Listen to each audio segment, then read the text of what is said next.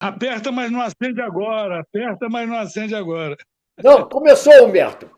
Alô, Valeu. amigos. Hoje é o dia 10 de abril de 2026. 10 de abril, não é isso? Se não estou É, enganado. isso aí. 10 de abril. 2026.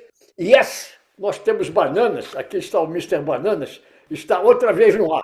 Eu sou José Opa, Inácio Werneck, estou nos Estados Unidos. Celina Cortes e Humberto Borges estão no Brasil. Amigos, hoje eu vou fazer uma experiência. Eu vou começar sem o meu headphone. Depois, no meio, eu vou colocar o headphone para ver se faz alguma diferença no som. Vamos ver. Agora, eu gostaria de começar a nossa conversa de hoje com um assunto realmente muito importante, imensa reportagem do New York Times. Começou na primeira página com fotos. Vocês veem aqui o Donald Trump e o Bibi Netanyahu, amavelmente com tapinhas nas costas, tá? Depois aqui, personagens importantes. O negócio vai adiante, se não me engano, na página 6, detalhando como é que começou essa história toda. E, basicamente, a história é do rabo que abana o cachorro. Porque o normal é o cachorro abanar o rabo. Mas aqui é o contrário, porque Israel, um país de menos de 10 milhões de habitantes, é que levou os Estados Unidos, um país com 343 milhões de habitantes, a desfechar essa guerra contra o Irã que está sendo um desastre mundial. Agora, o que é interessante nisso tudo é o seguinte: eu estou muito desconfiado de que o Benjamin Netanyahu, o Bibi Netanyahu, tem um trunfo sobre o Donald Trump. De repente ele sabe de coisas do Sabe de Epstein. coisas do Donald Trump comprometedoras. E essa é a alavanca que ele tem sobre o Donald Trump. Porque, amigos, houve primeiramente uma reunião na Casa Branca. O Bibi Netanyahu veio especialmente para essa reunião. Montaram lá todo um cenário em que o Donald Trump ficava de frente para ele, o Bibi Netanyahu sentado em frente ao Donald Trump, com imagem que vinha diretamente de Tel Aviv, do gabinete do governo de Israel reunido, quer dizer, dando aí a impressão de uma grande solenidade. E o Bibi Netanyahu fez uma exposição ao Trump dizendo o seguinte: vamos atacar o Irã, porque quando nós atacamos, aqui no New York Times, eu não estou mentindo, aqui Eu já soube dessas pensa de verdades. 2 páginas, quando nós atacarmos o Irã, a população do Irã vai se revoltar contra os ayatolás e nós vamos instalar o filho do Shah como governante do Irã. Está aqui no New York Times, uma invenção minha. Bibi Netanyahu disse isso. Iam instalar o filho do Shah como governante do Irã. Bom, acabou a reunião. No dia seguinte, o Donald Trump convocou o seu ministério. Entre eles estavam o John Ratcliffe, diretor da CIA, e o Marco Rubio, o ministro das Relações Exteriores. O John Ratcliffe disse 2 coisas. O Donald Trump, então, pediu a opinião dos presentes. E o John Ratcliffe, o diretor da CIA, disse 2 coisas. Primeiro, ele disse que a exposição do Benjamin Netanyahu era bullshit, em inglês. Bullshit é um termo muito usado nos Estados Unidos, que significa, ao pé da letra, merda de touro. Quer dizer, de bom tamanho, não é coisa pequena, não. E a segunda coisa que ele disse foi farcical. Isso é uma piada. Isso não existe. E o Marco Rubio está aqui. Vou até dizer aqui. Também foi contra, né? Não, Marco Rubio, ao pé da letra, vou ver aqui o que o Marco Rubio disse. Marco Rubio disse o seguinte.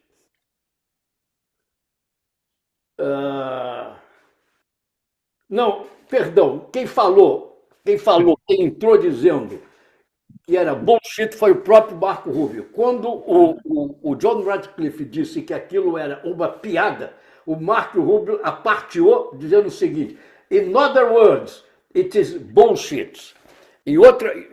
Bullshit. Em outras palavras, é merda de... Mierda em espanhol, ele é cubano, ele diz mierda. Isso dito pelo Marco Rubio, que todos nós sabemos é um homem da extrema-direita, conservador, que quer a intervenção dos Estados Unidos no mundo inteiro.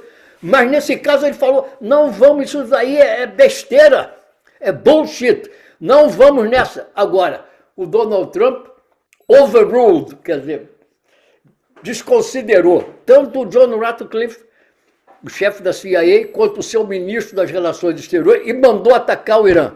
Resultado, é o que estamos vendo aí.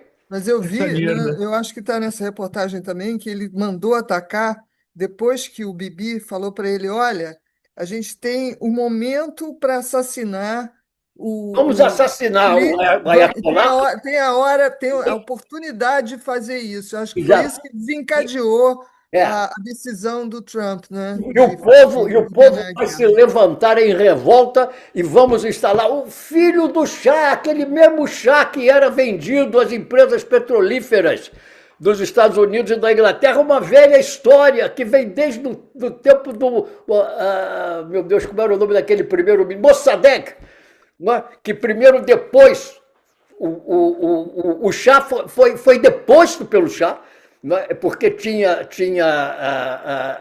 mandado fechar as empresas petrolíferas dos Estados Unidos, né? Houve um golpe fomentado pela CIA e pelo Serviço Secreto Britânico. Isso vem desde 1953, depois o Shah foi varrido do poder em 1979, passou a viver entre os Estados Unidos. Aquele era o pai, né?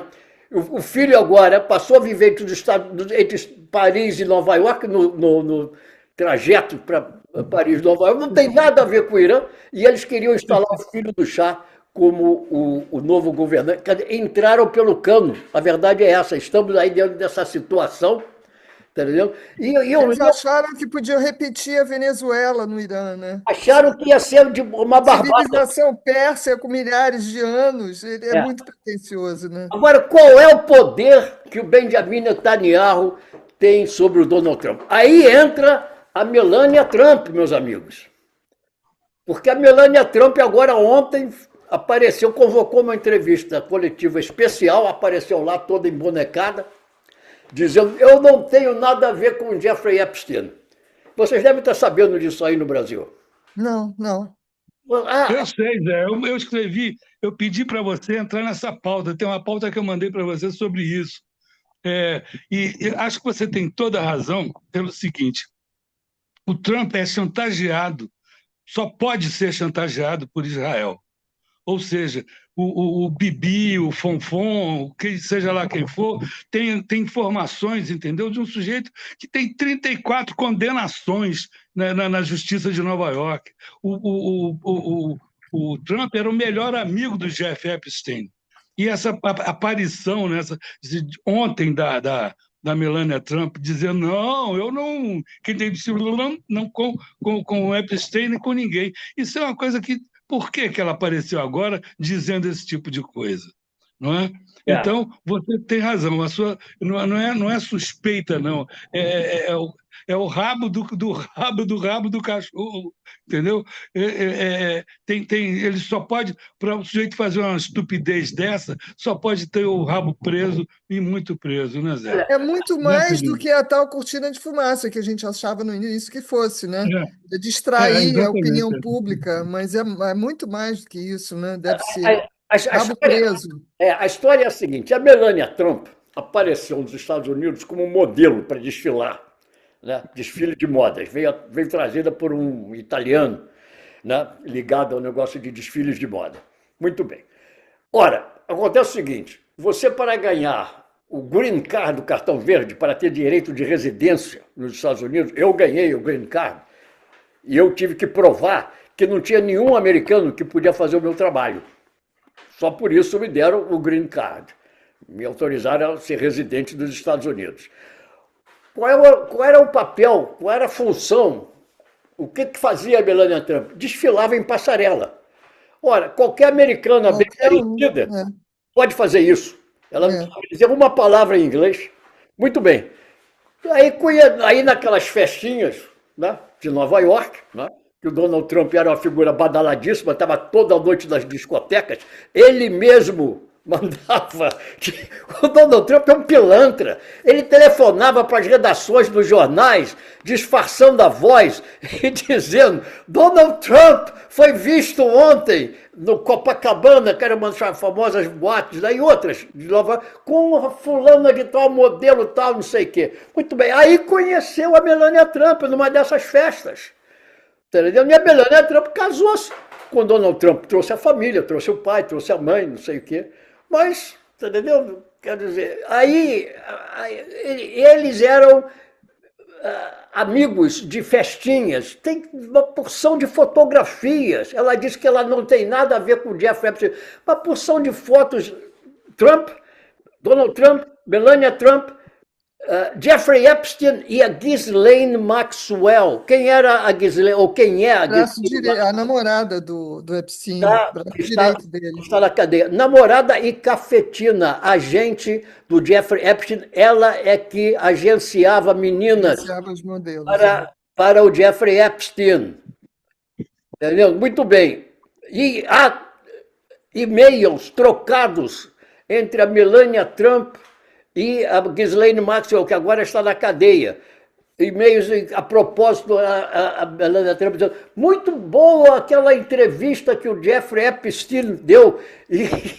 E a Ghislaine Maxwell respondendo, dizendo: queridinha, sweet pea. É como é sweet pea. Isso é uma expressão carinhosa aqui, queridinha, tal. Sweet pea, muito obrigado por seu e-mail. Ela diz: eu não tenho nada a ver com Ghislaine Maxwell e com Jeffrey. Não sei se não tem. Agora, eu estou muito desconfiado que o Bibi Netanyahu sabe de coisas do Donald Trump, que o Donald Trump tem medo que ele revele, porque é impossível que nós estejamos nessa situação do rabo que abana o cachorro. É impossível que os Estados Unidos, um país de 343 milhões de habitantes, façam o que o Bibi Netanyahu quer num primeiro-ministro de um país de menos de 10 milhões de habitantes. Essa é a situação que nós temos agora. Pois é, além de nenhuma das exigências do Trump terem sido cumpridas, ele fica dizendo que venceu, mas ele perdeu loucamente, né? O Irã agora o Irã descobriu que ele pode cobrar passagem no Estreito de Hormuz. Ele não tinha tido essa ideia. O Trump deu essa ideia para ele, que vai, quer dizer, de qualquer forma, mesmo que os preços se acalmem, o mercado se acalme e tal, nunca mais vai ser a mesma coisa, porque o Irã descobriu que aquilo ali pode ser uma fonte de renda até para se recuperar dos prejuízos dessa guerra. Né? E quando o Donald Trump, depois de fazer aquelas ameaças todas, inclusive com palavras de baixo calão, que é uma atitudes indignas, você não pode esperar isso do presidente dos Estados Unidos.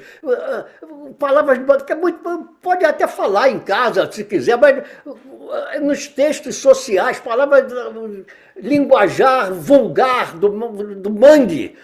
Entendeu? É o presidente dos Estados Unidos usando esse linguajar e fazendo ameaça, diz que vai bombardear o Irã e não sei o que tal. Aí voltou atrás, que viu que o Irã não tinha dado para trás, resolveu fazer esse cessar-fogo, mas Israel continua a bombardear o Líbano. Israel está se lixando para o Trump, né? Há notícias de que Israel, na realidade, quer anexar parte do território do Líbano, como quer anexar a Cisjordânia, que eles chamam aqui de West Bank, não é? Como tem agora um cidadão, veja bem, tem um cidadão aí no Brasil, chamado, como é o nome dele? Félix Sibelman. Eu vi um texto desse cidadão em Facebook em que ele só falta dizer: Trump, invada o Brasil, só falta dizer isso. Agora, os comentaristas que entram embaixo do texto dele entenderam bem a mensagem, porque um deles diz claramente: estou doido para ver Trump invadir o Brasil. É essa gente que vota no Jair Bolsonaro, por exemplo. Se você quer que o Trump invada o Brasil, meu amigo, vote no Jair Bolsonaro na próxima eleição que é em outubro. Pois é. Pois é. O Zé hoje está fera, está zangado, né? Todo mundo está, cara. O que você quer dizer sobre isso? O que? Eu? Agora está inventando que a Palestina não existe como país. Se a Palestina não existe como país, como é que ela é reconhecida pela imensa maioria dos membros da ONU? A Palestina já existia, basta ler a Bíblia. Por favor, leiam o Velho Testamento, a história de Sansão e Dalila. O filisteu, não é?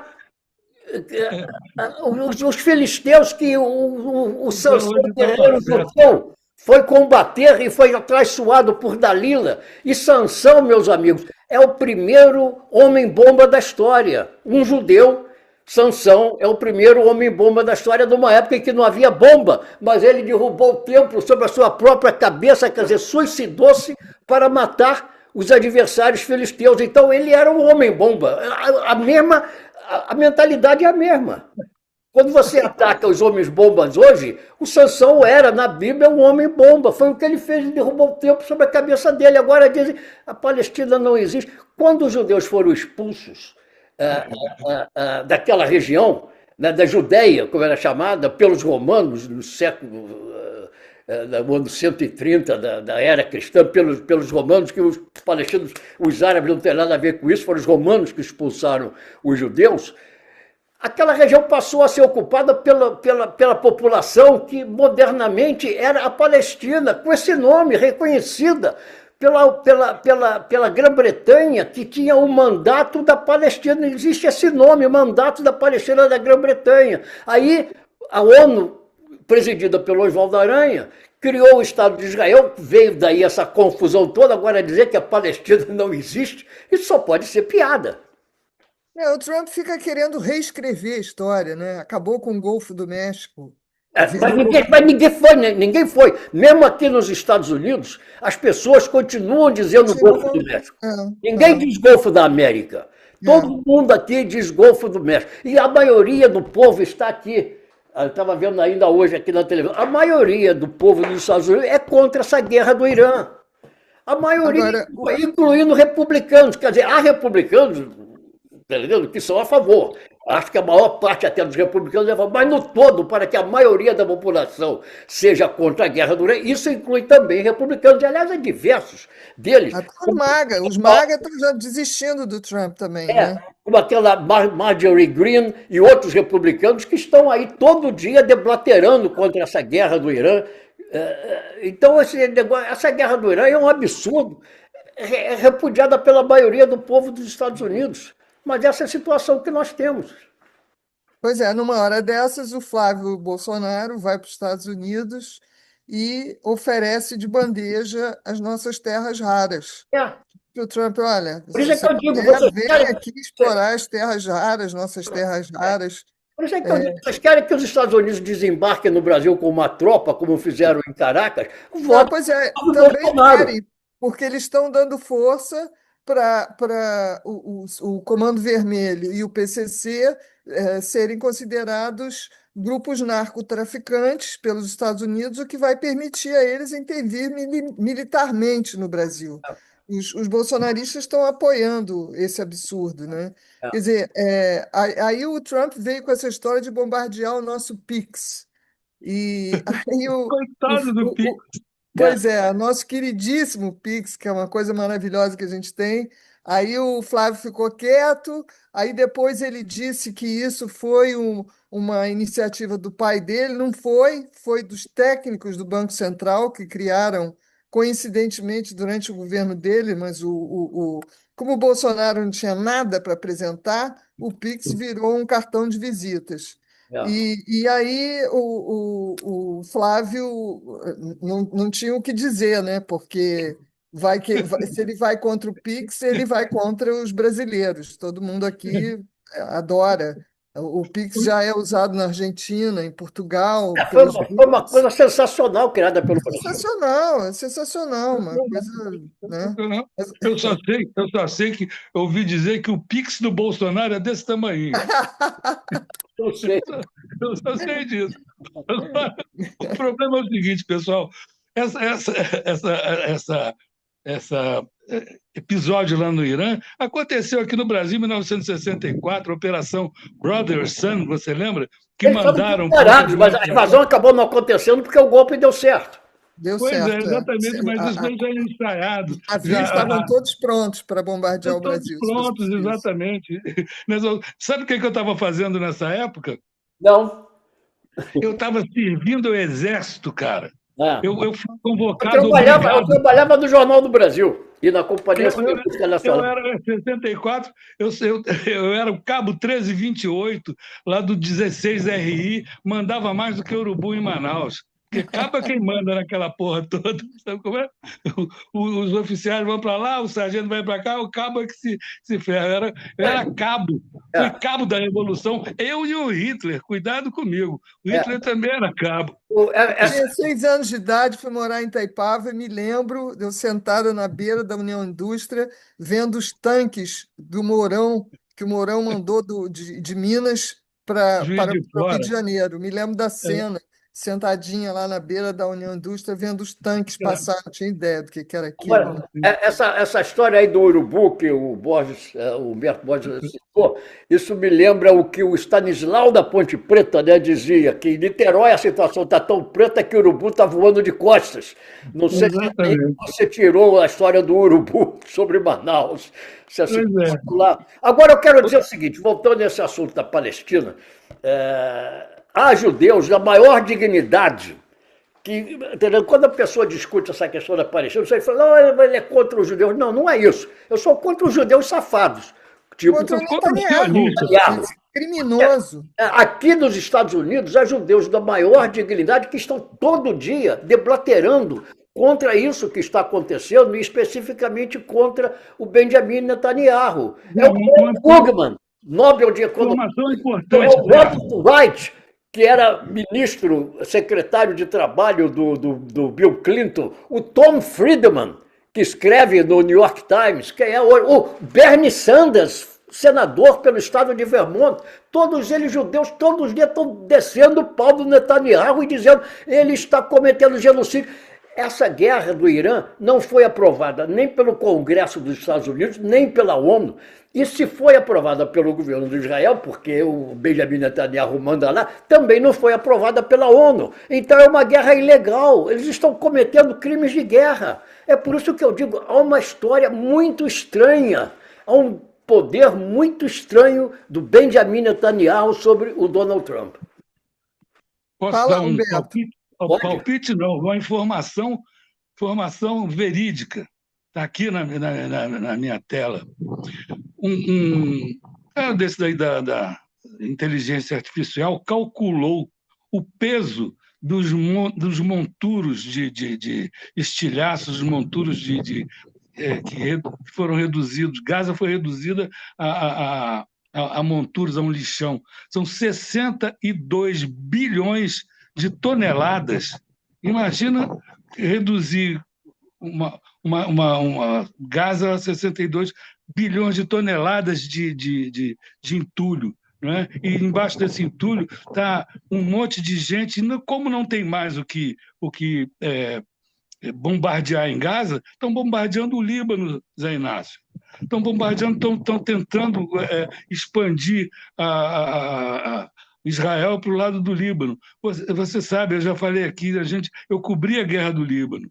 Eu tive lá, conheço aquela gente lá, é um pessoal maravilhoso, gente tranquila. E a guerra que eu cobri, ela foi instigada por Israel.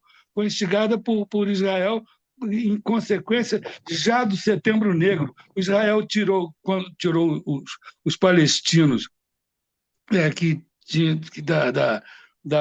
do protetorado britânico e botou todo mundo lá na Jordânia, tá? Expulsou para a Jordânia. Quando os palestinos começaram a se organizar, eles expulsaram os palestinos da Jordânia para o Líbano. Isso daí, e bota aí o Guerra dos 6 Dias e tudo mais. E agora estão fazendo a mesma coisa, estão querendo estilhaçar todo o Líbano. E o problema maior dessa paz, suposta paz, que agora está sob ameaça, é que Israel não admite de parar a bombardear o Líbano. Se o Líbano é um problema do Irã... Esse é o problema no momento. Isso é o que está, entendeu? Ameaçando esse cessar-fogo no momento é essa história do Líbano. Porque o Benjamin Netanyahu não admite. Olha, vou fazer aquela experiência, um momentinho só, vou fazer aquela experiência. Agora eu vou passar a falar através do microfone. Vamos ver se dá certo. Quero só comparar o som depois. Mas diga lá, continue. Mas já na época de Gaza, agora, recente, né, a matança, uma loucura que Israel fez com Gaza, a gente já ouvia dizer que se o Bibi terminasse essa guerra, ele sabia que ele ia ser empichado. Então, o que ele está fazendo? Ele está emendando uma guerra na outra. Agora, ele é processado em Israel. E outra coisa que me ocorreu é o seguinte: se a Palestina não existe como Estado, como é que Israel, no tempo do Yitzhak Rabin, assinou o acordo de Oslo, justamente com a autoridade palestina, reconhecendo a existência da Palestina? Então, como é que Israel pode dizer agora que a Palestina, na realidade, não existe? Há um acordo de Oslo reconhecendo formalmente a Palestina e dando início a uma tentativa de criação de 2 estados que acabou não acontecendo justamente porque um fanático religioso assassinou o Yitzhak Rabin. Vocês lembram? Exatamente. O tal de Gal Alon, que era do partido do Netanyahu. E exatamente. Quando o Gal Alon assassinou o Yitzhak Rabin em Tel Aviv, numa praça de Tel Aviv, num comício de Tel Aviv, o povo foi para a porta da casa do como é? Netanyahu, entendeu? Gritar que Netanyahu era um assassino, porque ele foi instigador da morte do Yitzhak Rabin. O Yitzhak Rabin ganhou o Prêmio Nobel da Paz em parceria com o Arafat. E Yasser Arafat. Os dois que assinaram o Tratado de Paz lá em entre a Palestina e o Estado judeu. Agora, o Estado de Israel, patrocinado pelo nosso querido Bill Clinton, saxofonista da Casa Branca. Agora, Ô, Roberto, a história de você entrevistando ontem uma pessoa através de um celular, entrevistando uma pessoa em Los Angeles, como é que é essa história? É uma das histórias mais interessantes que eu já vi. Vocês sabiam que nós tínhamos uma correspondente ontem do Yes, nós estamos banana, lá em Palo Alto, lá no Vale do Silício, lá no suplício da tecnologia americana? Então, pois é, essa correspondente nossa me telefonou mostrando que, olha, papai, era minha filha, ela foi lá fazer um trabalho lá. Ela, papai, eu estou aqui num táxi, e o táxi, ela me mostrou, o táxi não tinha motorista. Ela estava num táxi robô.